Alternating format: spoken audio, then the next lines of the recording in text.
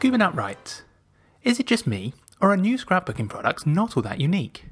Don't get me wrong, I appreciate new products, but if I'm not able to buy something new, I am okay scrapping from my stash, since I've been collecting supplies for years. I feel I can modernise older papers with my silhouette or try a new technique with older products. Glitter Girl, can you help Gubernut relish her retro revival? Of course I can. I think one way to look at the different collections of scrapbooking supplies is to look at them in the same way you look at items in your wardrobe. When a new season of clothing comes out, you don't automatically ditch everything in your wardrobe to run to the store and replace everything with all new right down to your last pair of socks. At least I don't think most of us do. And the same thing can go for scrapbooking supplies. We have items that we know will stick around and we can use them as many seasons as we want, and then we can supplement that with things that are trendy, things that are new, things that are to our style, and we're in complete control of how much we want to change that, just like with the clothes that we wear. It's absolutely fine to continue wearing the same things that we love, or to go out and find something that is just going to make our day with something a little bit new. I think there's room for both in both what you wear and what you craft with. So today I've pulled out some old favorites and some new items. I do think that there are significant changes that happen, but I think you have to look at it in those similar terms. If you think of things like pattern paper and cardstock as these staples that are like the jeans and white button-down tops of the fashion world, they're always going to exist, but they're always going to have a slightly different twist to each season. So just like your jeans go from straight leg to boot cut and all of those different things, we see different patterns appear on pattern paper, or different color combinations come into play. With letter stickers, we see different fonts, we see different sizes, and there doesn't have to be a complete revolution of those kinds of products, because those are the staples that we're going to use every time.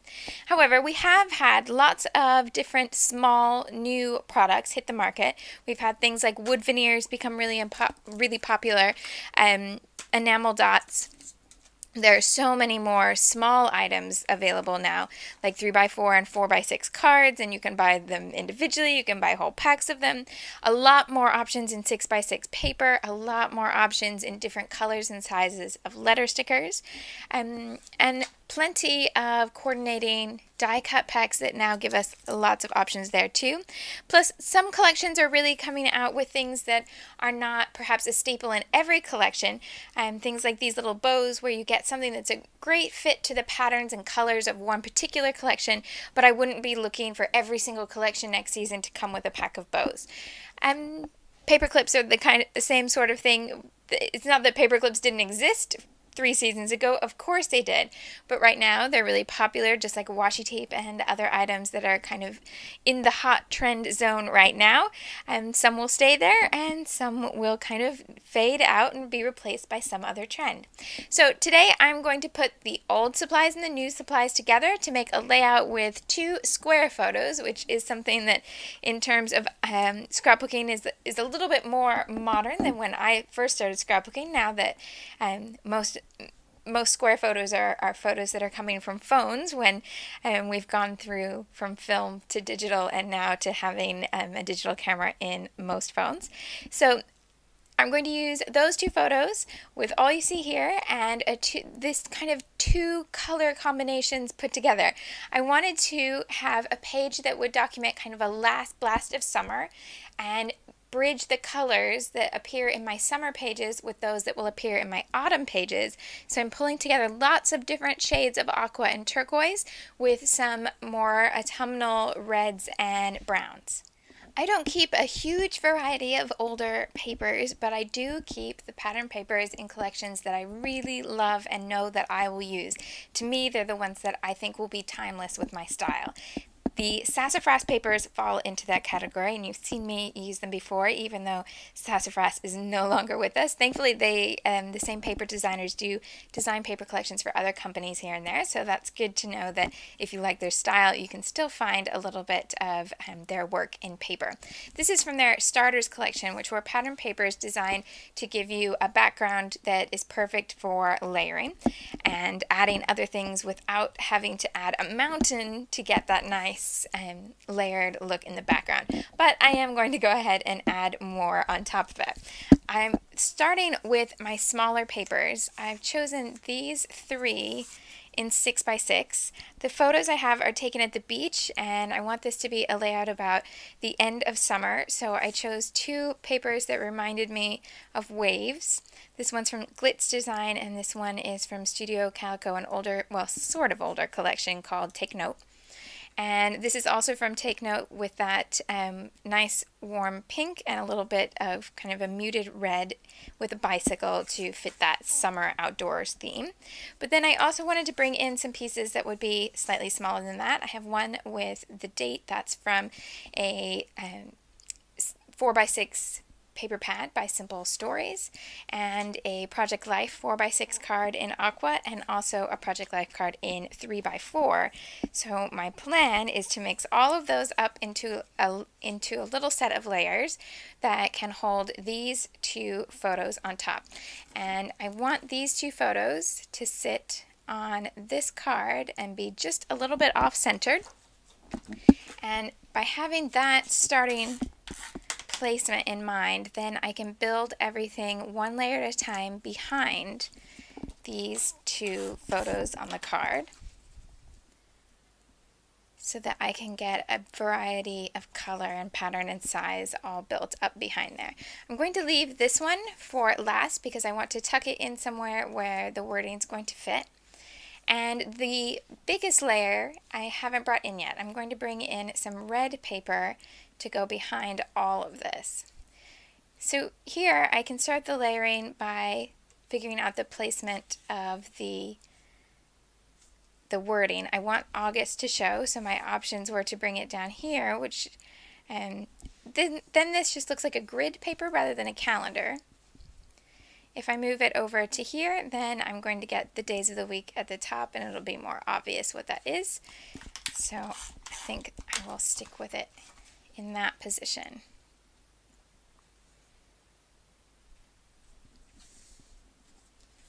And then I have my 6x6 blocks.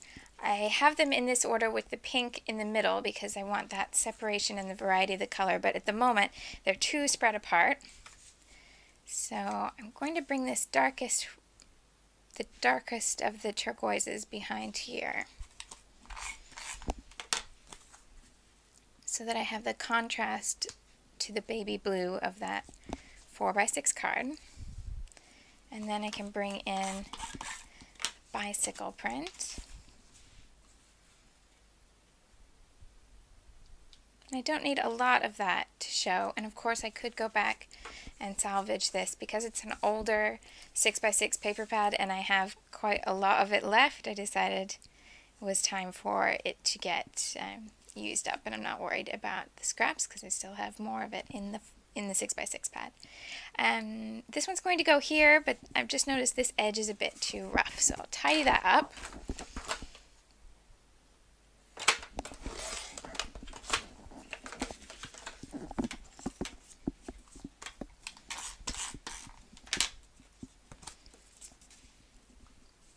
And then what I'm looking for is where the empty spaces are. I don't particularly want this to look like a staircase, so I'd rather bring this down, and now I don't have that same effect because they were kind of equally spaced, and I needed that little bit more variety so it appears just a little bit random rather than arranged in a perfect little line.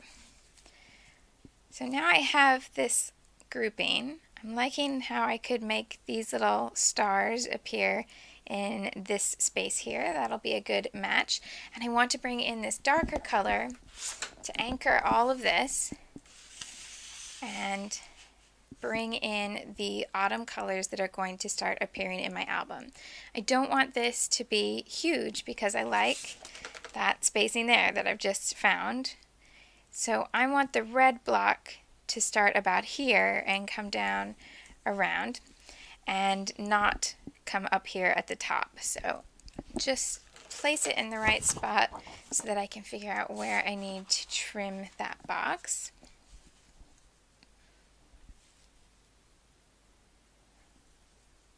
And then that's my central paper layers all ready to go.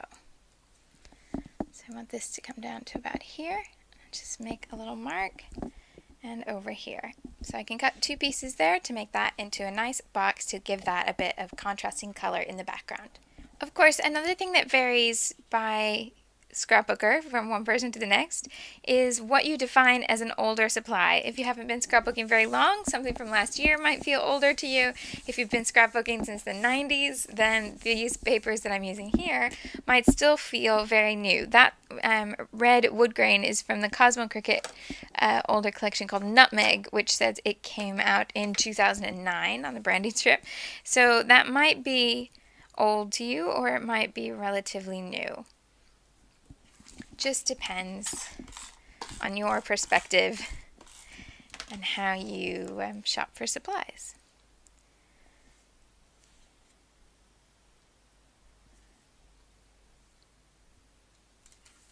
And I think I've placed this a little bit further over than I meant to, so I'm just going to back up and move it over before I get everything else on top and wish I hadn't done that. In fact, I can do what I did with all the other layers, which is to add these before I add it to the background, and that will help.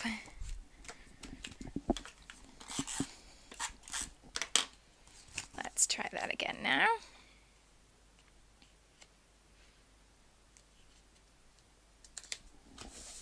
And that's a bit better. Now, I like these edges where they have this bit of texture and they're not completely flat to the page. If your style is to have it all flat, then just go back with your adhesive and make sure that any of those little corners are tucked down. It's really easy to do. It's not a problem. And I tend to exaggerate them here if I'm going to do something like this, and because once it's in the page protector it is going to flatten down a little bit, so giving it a bit more curl here will help that once it's in the page protector. Now I need to figure out where my title, my embellishment, and my journaling is going to go. I think this space up here works really well for a title, and I have both new and old lettering to mix together for that. I have some older sassafras letters. I'm not quite sure how old these are. They were from the Fond of You 2 collection.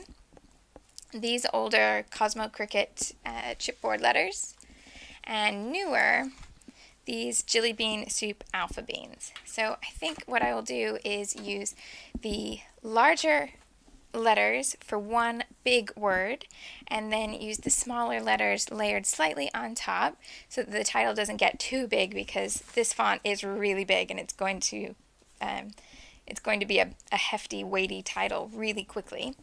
And just layer them up and try and keep my title to this space here so that I'm not making a title that's really, really heavy when I have 2 3x3 photos that are quite pale and delicate.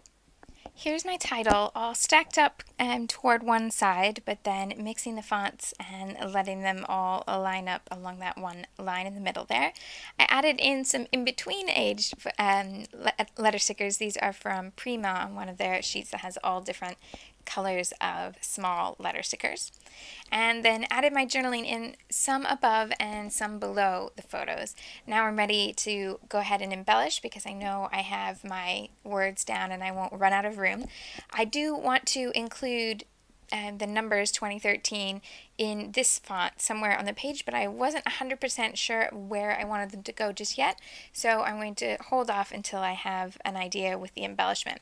I still have this card that I wanted to include, and I think that actually is going to go easily right here on this side. So go ahead and add that 3x4 card.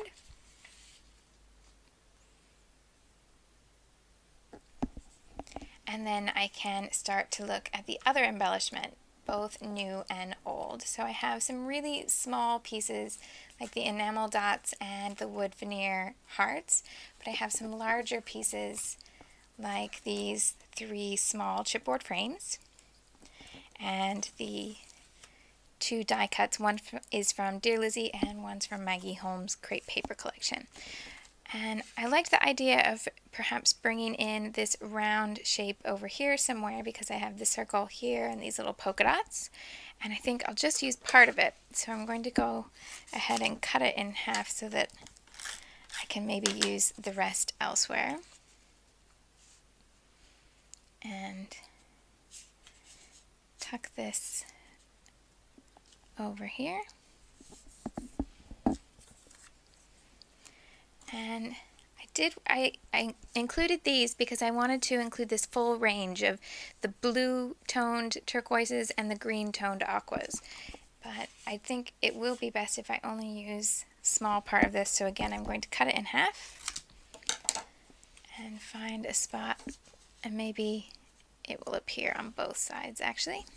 With smaller embellishments like these frames, when I pull out 3 of them, then I tend to think that I have 2 options straight away. I can either use them all in a line as one page element that's going to feel a bit bigger than just one of them at a time. If I put them like this, so you're going to read this as one page embellishment no matter what I put in here. The 3 are going to read as one weightier object. Or I can separate them into 3 different parts of the page. So one could come up here somewhere, and one can come over here, and one down here perhaps, so that I have this sort of triangle. No matter where I place them, I could move this around until I get it in a different spot wherever it is. But the idea would be that the 3 of them, if I spread them apart and place them around the photos and the main important things on the page, they're then not going to be as heavy to your eye. Instead of having that weight of 3 of them together that's really going to take your eye away from the photo, you'd have 3 smaller, lighter embellishments that you can add to around the page. Now, I'm not going to say that they're never going to take the attention from your photos, because if you put more detail, more color, bolder elements into those little frames, then stands out in the photos, because here the photos are very pale and delicate, and then your eye is naturally going to go to the boldest elements on the page. But it's just a decision to make. I think in this case, if I put all 3 together in one row, it's going to be too heavy and leave the page unbalanced. So I'm going to separate them into 3 pieces. I want to back them with the same pattern paper, so they'll be the same pattern in all 3. And then with that, I'm going to place something inside them. And what I would really like to do is layer up one of these older supplies, a vellum embellished butterfly from Jenny Boland's studio, and place that on the top of each of these with a matching pattern paper underneath. I decided that the size of this particular frame didn't have a good balance up here. It was too big to fit inside this space, and it looked too detached over here. If I moved it in closer here, then I ended up with this space in the middle here that seemed awkward. So instead of having it up here at the top of the page, I brought it back down closer to the photo. So I have the 3, and they all have the same pattern paper backing them now. It's the solid kind of shaded aqua from the Hello Again collection, and I can decide what to put inside those frames. Now, I wanted to show you a couple different options because they have a different look depending on what you would like and what fits the story you want to tell and the style of your pages. This was my initial idea, and I really like how these butterflies sit in these frames in terms of size and scale. I think they make a really nice little combination. They're really good size combination. However, with these photos, I'm worried now that the butterflies seem overwhelming compared to the 2 3x3 photos. I'm thinking that this would look really great with 4x6 or with larger photos, but I'm not 100% convinced that it'll work here, because I'm afraid the butterflies will take your attention too much. So a second option with a newer supply instead of the older butterflies is to go with a wood veneer, and I think I can fit 3 of these in a little line in each frame, which would be a lot smaller detail rather than that big, bold butterfly. I still think those butterflies, especially in the vellum, they came in both solid paper and vellum, are a really lovely addition to a page. But I'm just worried that with the smaller photos and with so many layers already on the page, I've just added too much. I know it rarely happens, but sometimes I think I've added too much. So I'm thinking this looks a little bit more orderly, and then that will help keep your eye on the pictures. So I think I'll go back and adhere those so that I have the 3 little hearts in a line in each frame, and just having that smaller, more repetitive pattern in each frame is going to detract less. If you feel that these frames with the hearts still take your eye too much, then leave that step off entirely, because you could certainly have a finished page without the little frames, but I did want to include them, and I think this is the best way for me to include them on this particular layout. Now, when you're mixing old and new supplies, I think one of the most important things to keep in mind is what can you look for to make the different kinds of supplies coordinate well. And some people have a really natural idea of what will work well with new and old and different collections, and other scrapbookers find it a bit more challenging. I think you can look for color, certainly. You can always find an old turquoise and a new turquoise, or an old red and a new red that's going to work together in some way, because here I have papers that are new, a few years old, and several years old, all mixed together, but I'm looking at the idea that this pink here is the same pink that's in the background. I have the red that's appearing here and in the stickers and in the paperclip. Colors will continue to appear in collections all over. But you can also look at textures and motifs. So here in the wood grain letter stickers, I've then pulled out the wood grain frame from the chipboard frames. The wood veneer pieces also pick that up, so I can repeat those textures over again. I'd also like, before I'm absolutely finished with this page, to repeat the arrow motif, because I have these 2 captions which coordinate with the 2 photos, and I'd like to see if I have an arrow the right size to stamp here, so that I would draw an arrow from the caption to the photo. I'm not 100% that I have to have that, but I'm going to look for an option in case there is something that would be a nice fit. And then I wanted to bring in a little bit of this medium toned color there, and I only want a tiny little bit of it, so I think I'm going to use these kind of emptier spaces as that useful spot. So this is my finished page, and I encourage you this week to bring some older supplies out, whatever older is in your particular collection. That might be something that's only a few months old, or it might be something that's years and years and years old. It's both fine. But bring out your older supplies, mix it with your new supplies, and when you upload your layout to the gallery, be sure in the description underneath your page to tell us a little bit about what you are mixing and what techniques you chose in figuring out what would mix well. And if you want to take on this extra challenge of making a page that will bridge the colors from summer pages to autumn pages, you can keep that in mind too. I look forward to seeing your pages in the gallery. Thanks for watching. Join us next week for the continuing adventures of Glitter Girl and the ongoing mystery of the scrapbooker behind the mask at 2psinAbucket.com.